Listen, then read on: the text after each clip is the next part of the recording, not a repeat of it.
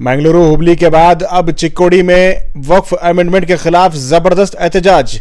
लोगों का हुजूम देख सकते हैं किस तरह से लोगों के जज्बात वक्फ से जुड़े हैं।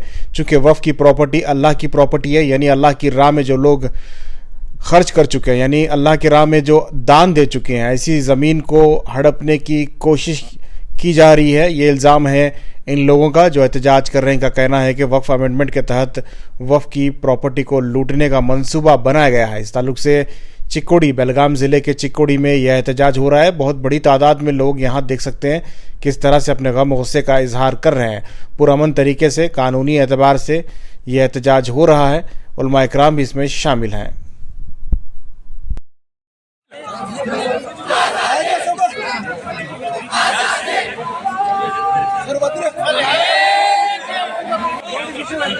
पूरे सर्कल को राउंड डालो।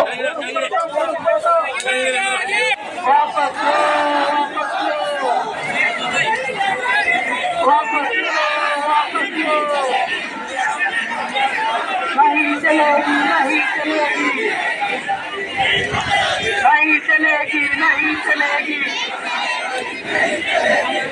चलेगी नहीं चलेगी।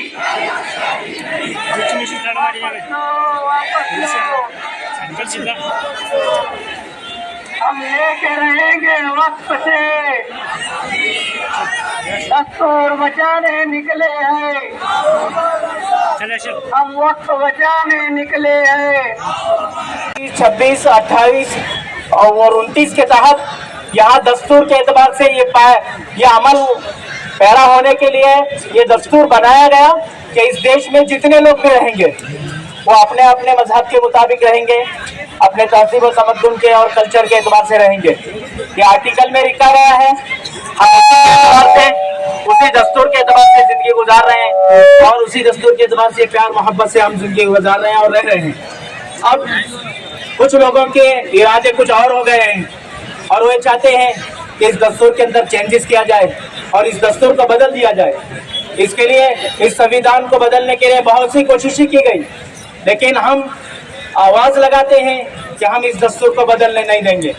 जब तक हम जिंदा हैं ये संविधान अपने एतबार से रहेगा और उसी संविधान के एतबार से हम अमल करते रहेंगे। ये हमारा राइट है और हमारा यह हक है कि हम इस मुल्क के अंदर रहेंगे और ता क़यामत तक हम इस मुल्क के अंदर रहेंगे। ये हमारे फैसले हैं इंशाअल्लाह।